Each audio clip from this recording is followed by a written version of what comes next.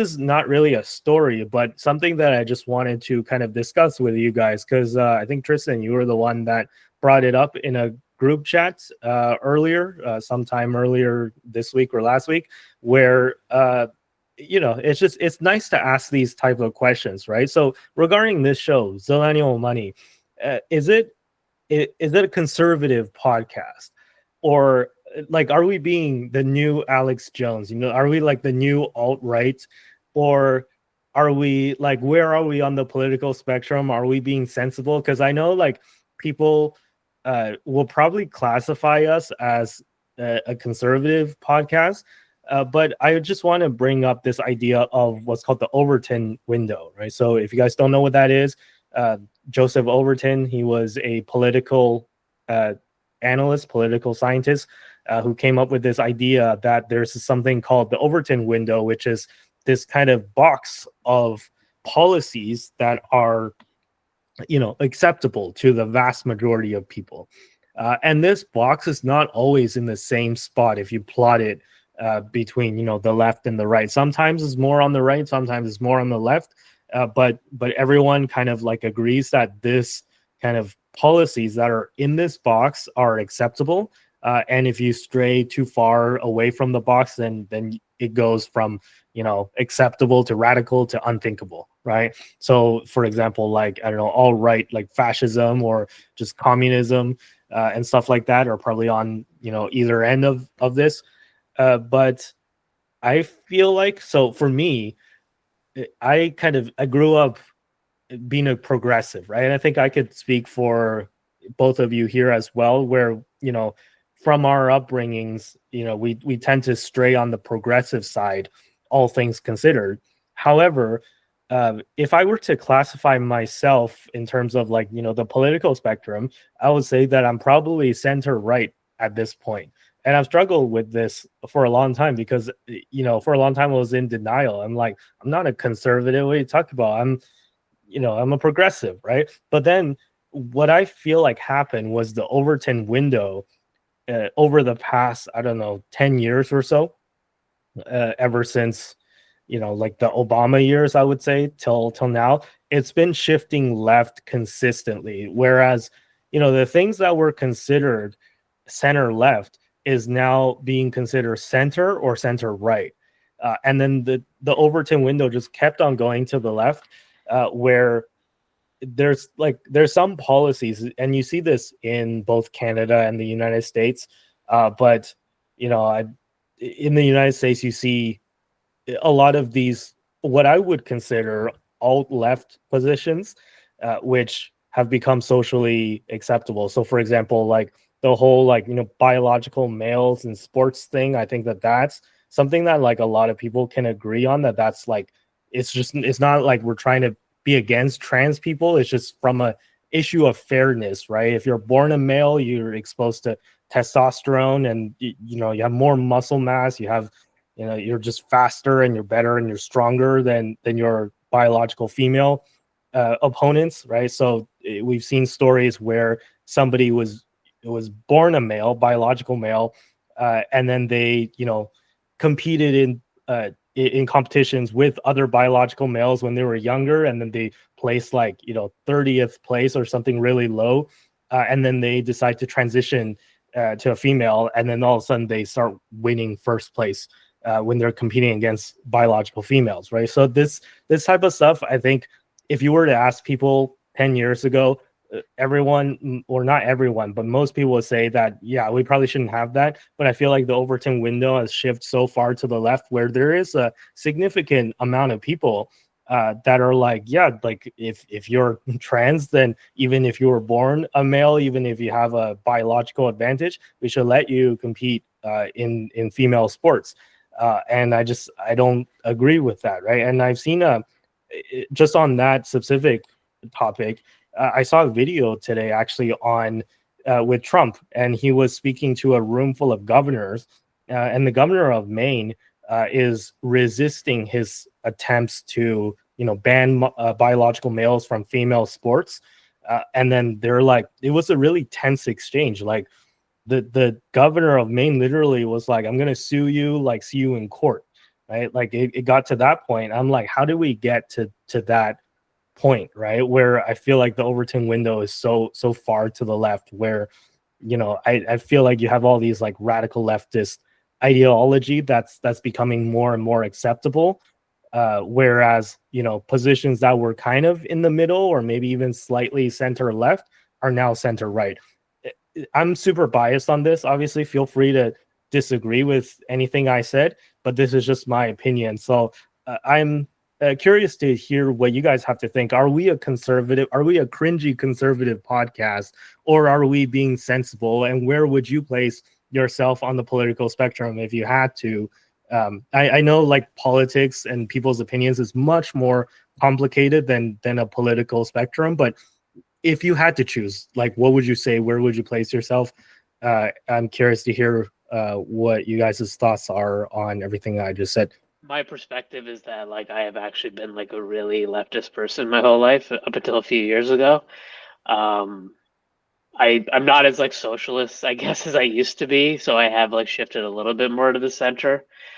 Um, I do actually think like to my core, I'm still like a center left person, and I think that like when the leftist parties like get out of this like horrible cycle that they're in, where they're focusing on, I would just say, like the dumbest issues, and they don't really have like a strong economic message.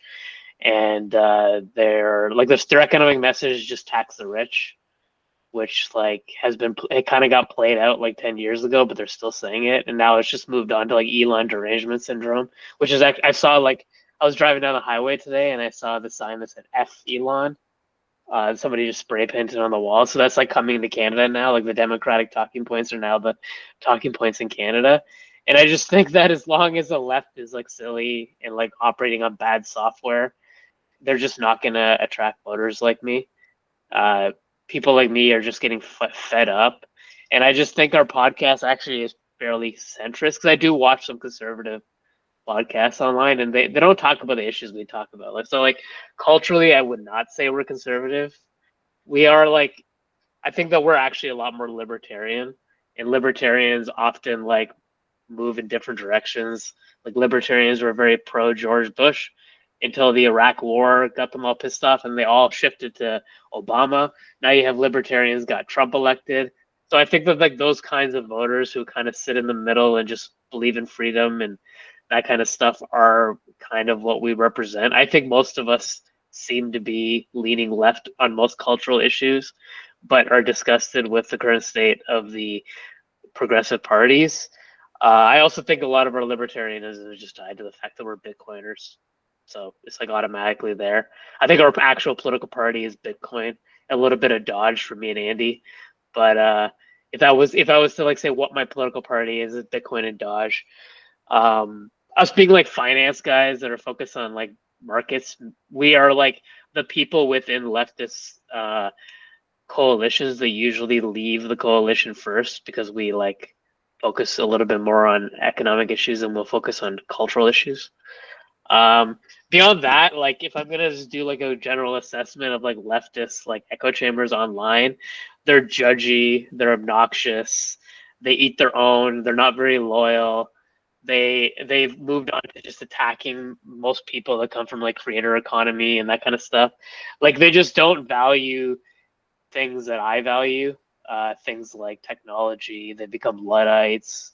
Meanwhile, I think that the left is very much tied to doctrine. Like that's my biggest frustration, I can say from personal conversations I have with my fellow leftist friends, is that every time I challenge doctrine, like political doctrine, it's like it just like goes they just go right back to that and they can't really challenge that stuff. So like simple doctrine is something like income taxes are progressive taxes, and if you get rid of income taxes then you're taxing the poor, and like there's no like openness to discussing other taxation regimes on the left, for example. Or another example is like in Canada, if you are like a leftist, like if you're a Liberal Party member and you say like I want to defund the CBC, like that's not allowed. Like you're not allowed to be a liberal in Canada and not be for funding the CBC, especially if it's like if you're like leading the Liberal Party or discussing like you're actually representing the Liberal Party in debate. Like there's a lot of like progressive doctrine that you can't really fight against when you're debating leftists. I find that especially leftists that are still loyal to the parties.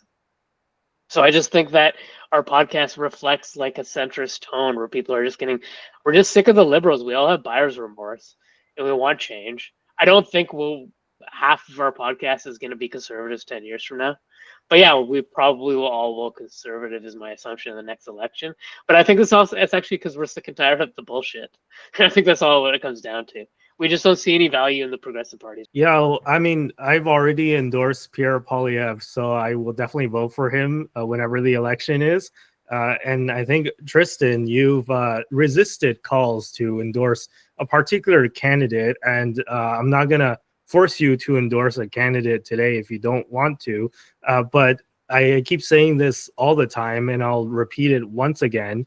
I think that people are smart and voters are smart in general. And when you get into that voting booth, you might, say one thing online and say one thing to family and friends, but when you get into that voting booth, you're by yourself. And I think that everyone, not just you particularly, but just everyone in general, deep down inside, knows what is best for the country and knows what is best for just you, your family, personally, right? So I think that everyone deep down inside already knows who is the best to vote for. And one last thing observation that I made is kind of funny.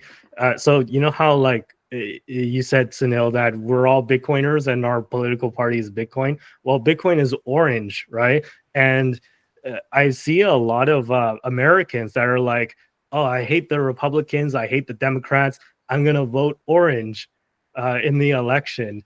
And in Canada, that means something completely different because orange is the color of the NDP, which is even further left of the Liberals. And let's just say the NDP, they might be orange, but they're not very big fans of Bitcoin, let's just say. So it's just kind of funny to see how like a bunch of Canadians who are super anti-Pierre Poilievre going on Twitter or Blue Sky or whatever, the liberal version. It's kind of like the liberal version of X, and they're like, "Oh, I'm voting orange to stop Pierre Poilievre," and I'm like, that means something different in my books. But okay, Tristan, I will give you a chance to express your opinion now. Yes. Yes, I did ask this question initially to in their chat just to. Well, I wasn't asking if we were conservative necessarily. I was just asking what we were, and I think the consensus was that we're probably functionally conservative, just based on where politics is currently treating conservative. I would say we're probably more center than conservative in reality. And on that front, I think that I tend to be these days, I would probably be considered pretty centrist because I find this is a common scenario where I'm too right for the my left-leaning friends and I'm too left-leaning for my right-leaning friends. So I end up getting in disagreements with everyone because of that fact. And on that front, I think a lot of that stems down to the fact that I think I'm very left-leaning on some aspects. Well, I am much more realistic on other aspects, if that makes sense. So, for example, like on like a lot of like progressive stuff, like like gay marriage and gay stuff in general, I don't really care at all. Like I'm like, go for it, cool, that's great. Do you. That's all good with me. But then like when it comes to like economics and stuff, I'm like, you can't run 3 more small deficits and not cause problems. You just can't. The economics doesn't math. The math doesn't math.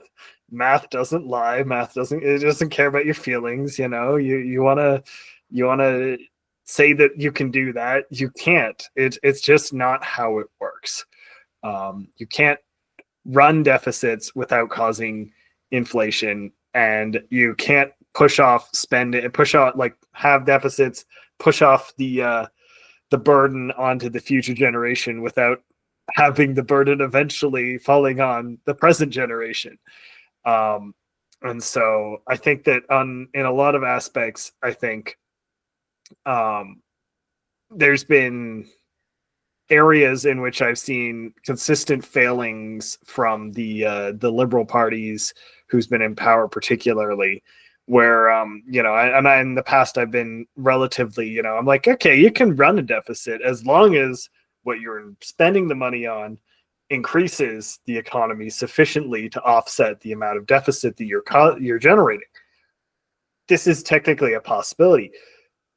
The problem is that you have to do that part of increase the economy, and the liberals did such a great job of not doing that I feel like they've completely lost my confidence in their ability to run a country, economically speaking, particularly well. And on that front, because of that perception I've gained, it's made it very hard for me to take a lot of the more left-leaning perspectives in terms of economic policy seriously, because it just feels like a lot of it is stuff that is going to be a lot of talk without much action actually occurring.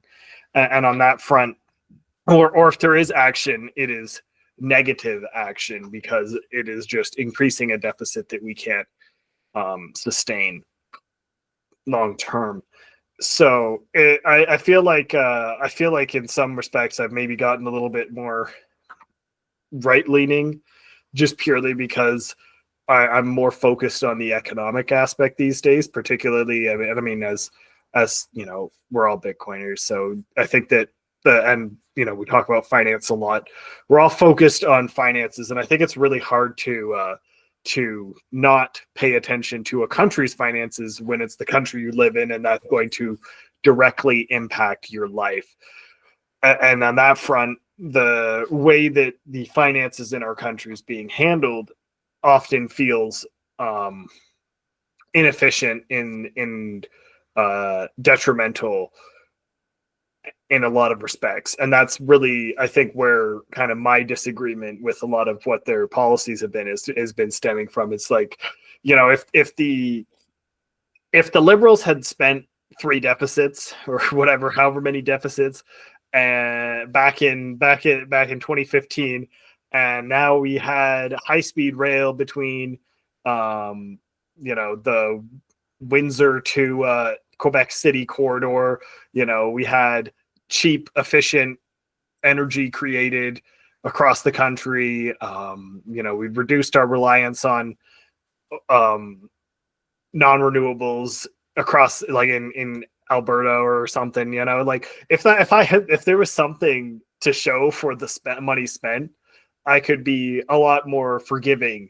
But it really feels like 2015 happened. We elected the Liberals. It's now 2025. What's changed besides everything getting more expensive? Like, and that's really what it comes down to for me. It's like we've spent all this money, and we can see the number of deficits we've run back to back to back to back. We spent all this money, and we have nothing to show for it. It feels like, and so it makes it very hard for me to trust that the left-leaning parties are going to have something to show for it at the end of running their next batch of deficits. And so on that perspective, I'm like, I can't. It makes it like I can't really trust that they're going to do a good job of running the country, and that's where my maybe more right-leaning perspective is kind of stemming from. Is like, we're from an economic perspective, it seems like the left has just they spend a lot of money to make it seem like they're doing something, and in reality, nothing actually happens. Nothing gets better. Nothing changes. We have nothing to show for it, and the money's gone. And now my houses cost twice as much as they did 10 years ago. Well, my income is not twice as high as it would have been 10 years ago. So That's kind of where it comes from. Yeah, I can't believe after all those billions of dollars we spent, our trains still run on diesel. We have these 1960s trains still. Like, when are we going to replace them with something more modern? When are we going to get high-speed rail? Like, of all the things we spent money on, we spent it on government administration. Yep. And they finally announced high-speed rail from Toronto to Quebec City as basically just a propaganda boost is what it feels like. I'm like, oh yeah, that's gonna get done in the next 30 years. Like, come on, really? I also think it's crazy that, like, as somebody like me who is such an avid leftist, like I was such an annoying leftist, and then all of a sudden, like, they turn against like all the things I love. Like, I became a Bitcoiner because I was basically like an anarchist, because Bitcoin is like an anarchist technology, and then the left are against Bitcoin now. They're against Bitcoin. They're pro censorship. They're they're against online privacy. Like, I don't know if you guys saw the news from England today or the UK. It's like the left doesn't stand for anything I stand for anymore. Like, all the core values I used to have, like the things I think of why I'm a leftist my whole life. I think of like the fact that the leftists were the people who stood up for free speech and civil rights for the last several decades. And now they don't stand up for those things anymore. Now they stand up for censorship, and they stand up for state power, and they stand up for all this silly crap that nobody cares about. And then they're going to be surprised when the voters kick them out of power and fire them from their jobs. It's like they flipped an integer, you know? Like they went too far on one side, and then at some point they just flipped all the way to the like complete opposite, you know? Like, yeah, it's like a circular thing. Yeah. Yeah. They wanted to avoid being Hitler, and they became Stalin. Like, it's like that kind of thing. Or like they wanted to avoid being racist, so they went all the way around to not being racist, that they became racist again. I mean, Pretty that's much. literally exactly what happened. Did you guys see that interview with I think it was CBS and Marco Rubio, who I think they were talking about JD Vance's speech in Munich for the Munich Security Conference, where JD Vance basically blasted a lot of European countries for cracking down on free speech and the facilitating a migrant crisis and all this stuff. And that actually, I thought everything JD Vance said was perfectly reasonable, but a lot of European countries, I guess they took offense to that and was pushing back. And then the media, I just feel like is so biased, especially in Europe, obviously, but also in America, where a lot of these mainstream media platforms is like so obviously like pro-left or pro-Democrat, where there was a CBS interview with Marco Rubio where the CBS host, I think her name is Margaret Brennan, she was suggesting how free speech was weaponized by Nazi Germany to help Hitler come into power. And it's like, in what world would your worldview have to be so twisted? I don't know if she actually believes this, or she I don't know what she's thinking, but in what world can you get it so can you get the facts so wrong that you believe that free speech is what caused Hitler to rise to power, right? Like, that's just those are just completely two, it's like matter and antimatter, and when they meet each other they should explode, but apparently it doesn't in the mind of the mainstream media.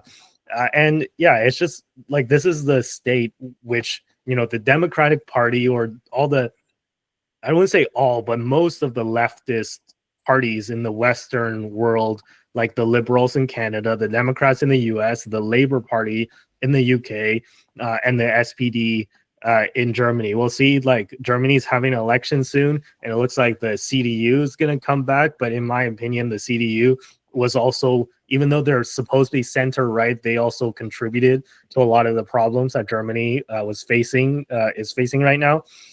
Because Angela Merkel, she was the leader of the CDU, and she was chancellor, and it was under Merkel that they shut down all the nuclear reactors and all that stuff. Super dumb decision, in my opinion. But story for another day.